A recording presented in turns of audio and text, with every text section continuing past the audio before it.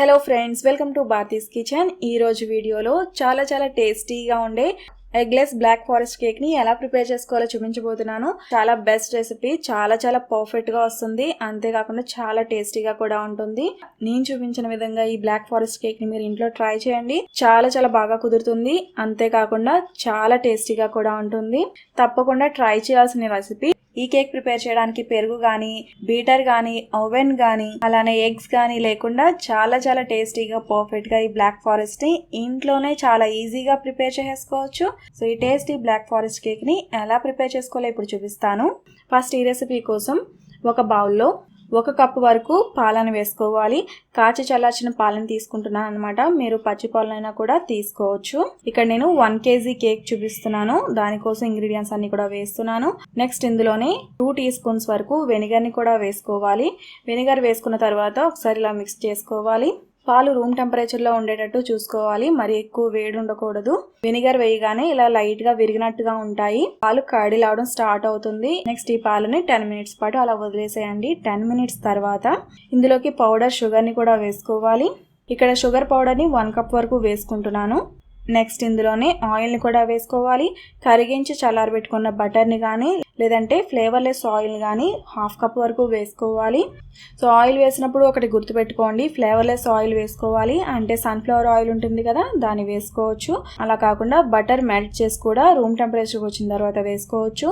Cake prepare చేసినప్పుడు ingredients అన్ని కూడా రూమ్ టెంపరేచర్ లోనే ఉండాలి. నెక్స్ట్ ఇంగ్రీడియంట్స్ అన్ని కలిసేంత వరకు కనీసం 10 మినిట్స్ పాటు ఇలా మిక్స్ చేసుకోవాల్సి ఉంటుంది. నెక్స్ట్ ఇంగ్రీడియంట్స్ అన్ని బాగా మిక్స్ అయిన తర్వాత ఇందులోకి వెనీలా ఎక్స్ట్రాక్ట్ ని కూడా వేసుకోవాలి.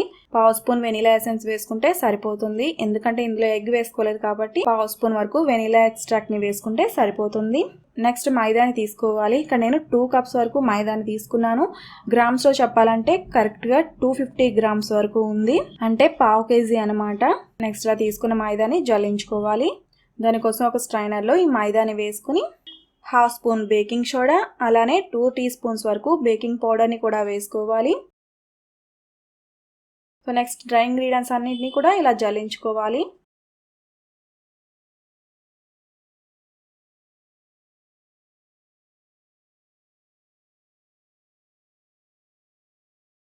ఇందులోనే 3 టేబుల్ స్పూన్స్ వరకు కోకో పౌడర్ ని వేసుకోవాలి. సో డ్రై ఇంగ్రీడియంట్స్ అన్ని కూడా ఇలా జల్లించుకోవాలి. కోకో పౌడర్ ని ఇక్కడ నేను డచ్ ప్రాసెస్ కోకో పౌడర్ ని తీసుకున్నాను. ఈ డచ్ ప్రాసెస్ కోకో పౌడర్ కి కలర్ ఎక్కువ అనేది ఉంటుంది. ఇక్కడ నేను 3 టేబుల్ స్పూన్స్ వరకు వేసుకున్నాను. అదే మీరు నార్మల్ కోకో పౌడర్ యూజ్ చేస్తున్నట్లయితే 4 టేబుల్ స్పూన్స్ వరకు కోకో పౌడర్ ని వేసుకోవచ్చు. కోకో పౌడర్ ని కూడా ఇలా జల్లించుకున్న తర్వాత ఇలా కట్ అండ్ ఫోల్డ్ మెథడ్లో ఒకసారి మిక్స్ చేసుకోవాలి. బ్యాటర్ కన్సిస్టెన్సీ చూడడానికి కొంచెం థిక్ గా ఉంది కదా, ఈ బ్యాటర్ ని మనం కొంచెం పలుచగా చేసుకోవడానికి ఇందులో కాచి చల్లార్చిన పాలను వేసుకోవాలి. పాలు ఇంత క్వాంటిటీ అని ఏమీ ఉండదు. కన్సిస్టెన్సీని అడ్జస్ట్ చేసుకోవడానికి కొంచెం వేసుకుని ఇలా కట్ అండ్ ఫోల్డ్ మెథడ్లో మిక్స్ చేసుకోవాలి. సో బ్యాటర్ చూడడానికి మనకి ఈ కన్సిస్టెన్సీ ఉండాలి. పల్చటి రిబ్బన్ కన్సిస్టెన్సీలో ఉండాలన్నమాట. కన్సిస్టెన్సీ ఇలా పల్చగా ఉంటేనే కేక్ అనేది సాఫ్ట్ గా వస్తుంది. లేదంటే ఈ బ్యాటర్ కొంచెం థిక్ గా ఉందనుకోండి, కేక్ చుట్టూ కూడా కొంచెం డ్రైగా ఉంటుందన్నమాట. ఇలా ప్రిపేర్ చేసుకున్న బ్యాటర్ ని కేక్ మౌల్డ్ లో వేసుకోవాలి. ఆయిల్ తో గ్రీస్ చేసుకున్న 7 ఇంచ్ కేక్ టిన్ లో ఈ బ్యాటర్ ని వేసుకోవాలి. కేక్ బ్యాటర్ ని ఇలా వేసుకున్న తర్వాత ఇలా ఒకసారి ట్యాప్ చేసుకోవాలి. నెక్స్ట్ ఈ కేక్ టిన్ ని ఆల్రెడీ ప్రీహీట్ చేసి పెట్టుకున్న ప్యాన్ లో స్టాండ్ పెట్టుకుని ఆ స్టాండ్ పైన ఈ కేక్ మోల్డ్ ని ప్లేస్ చేసుకోవాలి. నెక్స్ట్ లిడ్ తో క్లోజ్ చేసుకుని హీట్ అనేది బయటకు వెళ్లకుండా ఏమైనా హోల్స్ అనేవి ఉంటే మీరు టిష్యూ పేపర్ తో క్లోజ్ చేసుకోవాల్సి ఉంటుంది.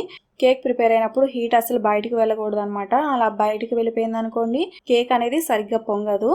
నెక్స్ట్ మీరు కేక్ ప్రిపేర్ అయినప్పుడు మూతగానే తీసేసారనుకోండి మధ్యలో, అప్పుడు కూడా మీకు కేక్ సరిగ్గా పొంగదు అనమాట. లిడ్ అనేది ఎప్పుడు కూడా ఓపెన్ చేయకూడదు కేక్ ప్రిపేర్ అయినప్పుడు.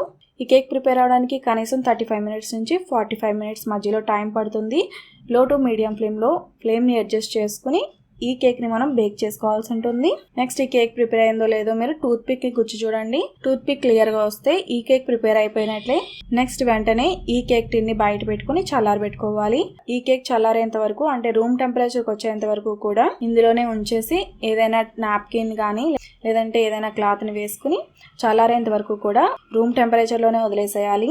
నెక్స్ట్ ఈ కేక్ చల్లారిన తర్వాత కేక్ ని డిమోల్డ్ చేసుకోవాలి. కేక్ చాలా చాలా సాఫ్ట్గా వస్తుందండి. కేక్ బ్యాటర్ ఎప్పుడైతే పలుచగా వచ్చిందో మీకు కేక్ అనేది సాఫ్ట్గా వస్తుంది. నెక్స్ట్ ఈ కేక్కి పైన ఉన్న లేయర్ని, పల్చటి లేయర్ని తీసేసుకోవాలి. ఈ లేయర్ మనకి అవసరం ఉండదు. నెక్స్ట్ ఈ కేక్ని 3 లేయర్స్ కింద కట్ చేసుకోవాల్సి ఉంటుంది. మనం తీసుకున్నది 7 ఇంచ్ కేక్ టిన్ కాబట్టి 1/2 ఇంచ్ మందంలో ఈ కేక్ని మనం లేయర్స్ కింద కట్ చేసుకోవచ్చు. అదే మీరు 8 ఇంచ్ కేక్ టిన్లో వేసుకున్నారనుకోండి, ఈ కేక్ మనకి 2 లేయర్సే వస్తుంది, 3 లేయర్స్ రాదనమాట. సో మీకు చూస్తే తెలుస్తుంది కేక్ ఎంత సాఫ్ట్గా, ఎంత ప్లఫీగా, ఎంత స్పంజీగా వచ్చింది అనేది. నెక్స్ట్ ఈ కేక్కి మనం డెకరేట్ చేసుకుందాము. దానికోసం ఒక ప్లేట్లో కానీ లేదంటే ఏదైనా కార్డ్బోర్డ్ మీద కానీ లైట్గా విప్డ్ క్రీమ్ని అప్లై చేసుకుని కేక్ పైన లేయర్ ఏదైతే ఉందో ఆ లేయర్ని ఇలా ప్లేస్ చేసుకుని దీనిపైన షుగర్ సిరప్ని అప్లై చేసుకోవాల్సి ఉంటుంది. ఎక్కడ గ్యాప్స్ అనేవి లేకుండా కేక్ మొత్తం తడిసేంత వరకు ఇలా షుగర్ సిరప్ని అప్లై చేసుకోవాలి. పంచదార సిరప్ బాగా అప్లై చేసుకున్న తర్వాత చాక్లెట్ విప్డ్ క్రీమ్ని అప్లై చేసుకోవాలి. ఇక్కడ నేను చాక్లెట్ విప్డ్ క్రీమ్ని అప్లై చేస్తున్నాను. ఈ ప్లేస్లో మీరు నార్మల్ విప్డ్ క్రీమ్ అంటే వైట్ కలర్లో ఉంటుంది కదా వెనిలా విప్డ్ క్రీమ్, దాన్ని కూడా యూజ్ చేసుకోవచ్చు. విప్డ్ క్రీమ్ రెసిపీని నేను ఆల్రెడీ పోస్ట్ చేశాను. మీరు చూడకపోతే కింద లింక్ అనేది ప్రొవైడ్ చేస్తాను, లేదంటే ఎండ్ స్క్రీన్లో కూడా ఇస్తాను. చూడకపోతే ఒకసారి చూడండి. 1/2 ఇంచ్ మందంలో ఇలా విప్డ్ క్రీమ్ని అప్లై చేసుకున్న తర్వాత మళ్ళీ ఇంకొక కేక్ లేయర్ని పెట్టుకుని మళ్ళీ షుగర్ సిరప్ని అప్లై చేసుకుని విప్డ్ క్రీమ్ని అప్లై చేసుకోవాలి. షుగర్ సిరప్ అనేది మరీ ఎక్కువ వేస్తే మీకు చాలా మెత్తగా అయిపోతుందండి. అలానే మరీ తక్కువ వేసారనుకోండి డ్రైగా అనిపిస్తుంది. షుగర్ సిరప్ వేసినప్పుడు కొంచెం జాగ్రత్తగా మరీ ఎక్కువ అలాగే మరీ తక్కువ కాకుండా వేసుకోవాల్సి ఉంటుంది. Next cake layer last layer ఏదైతే ఉందో అది పైన పెట్టుకోవాలి. దీనిపైన కూడా మళ్ళీ సేమ్ ప్రొసీజర్నే రిపీట్ చేసుకోవాలి. ఈ కేక్ని డెకరేట్ చేసినప్పుడు చిన్న టిప్ చెప్తానండి. ఫస్ట్ లేయర్ మనం ఏదైతే పెట్టుకున్నామో లాస్ట్లో దాని మీద ఎక్కువ పంచదార సిరప్ అనేది వేసుకోకూడదు. ఎందుకంటే మనం కేక్ చేత్తో తీసుకునేటప్పుడు అంటే తినేటప్పుడు తీసుకోవడానికి సరిగ్గా రాదనమాట. మరీ ఎక్కువ వేయకుండా కొంచెం తక్కువే షుగర్ సిరప్ని వేసుకోవాల్సి ఉంటుంది. నెక్స్ట్ మధ్యలో అలానే పైన కొంచెం సరిపడనే వేసుకోవాలి. నెక్స్ట్ కేక్ మొత్తం కవర్ అయ్యేలాగా ఇలా విప్డ్ క్రీమ్ని అప్లై చేసుకోవాలి. కేక్ మీద ఇలా సమానంగా విప్డ్ క్రీమ్ అప్లై చేసుకున్న తర్వాత ఈ కేక్ని మనం ఫ్రిడ్జ్లో పెట్టుకోవాల్సి ఉంటుంది. ఒక 1/2 అవర్ పాటు ఫ్రిడ్జ్లో ఉంచుకున్నట్లయితే ఇది కొంచెం సెటిల్ అవుతుంది. నెక్స్ట్ 1/2 అవర్ తర్వాత ఈ కేక్ని మనకు నచ్చిన విధంగా డెకరేట్ చేసుకోవచ్చు. ఇక్కడ నేను డార్క్ చాక్లెట్ కాంపౌండ్ తురుముని యూజ్ చేస్తున్నాను. ఈ డెకరేట్ చేయడానికి మీరు ఏమైనా యూజ్ చేసుకోవచ్చు. చాక్లెట్ తురుమును కానీ లేదంటే స్ప్రింకిల్స్ని కానీ ఇలా వేటితో అయినా డెకరేట్ చేసుకోవచ్చు.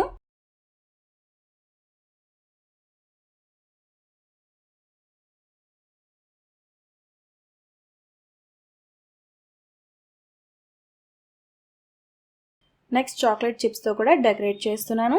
ఇలా మీకు నచ్చిన విధంగా ఎలా అయినా చాక్లెట్ కేక్ని డెకరేట్ చేసుకోవచ్చు. పైన కూడా మీకు కావాలంటే చాక్లెట్ తురుమును వేసుకోవచ్చు, అలానే చెర్రీస్ని కూడా వేసుకోవచ్చు. ఇలా మీకు నచ్చిన విధంగా కేక్ని ఎలా అయినా డెకరేట్ చేసుకోవచ్చు. సో నేను చూపించిన విధంగా సేమ్ ఇలానే మీరు ఈ కేక్ ప్రిపేర్ చేసినట్లయితే వంట రాని వాళ్ళు కానీ లేదంటే ఫస్ట్ టైం కేక్ ప్రిపేర్ చేసే వాళ్ళు కానీ చాలా బాగా ప్రిపేర్ చేయగలుగుతారు. అంత పర్ఫెక్ట్గా కుదురుతుంది, అంతే టేస్టీగా కూడా ఉంటుంది. సో ఈ రెసిపీని మీరు కూడా తప్పకుండా ట్రై చేసి మీ ఫీడ్బ్యాక్ని నాకు ఈ వీడియో కింద కామెంట్ సెక్షన్లో తెలియజేయండి. ఈ రెసిపీ మీకు నచ్చితే తప్పకుండా లైక్ చేయండి. మరిన్ని మంచి రెసిపీస్ కోసం నా ఛానల్ని సబ్స్క్రైబ్ చేయండి. అలాగే తర్వాత వచ్చే బెల్ ఐకాన్ కూడా క్లిక్ చేయండి. Thank you for watching.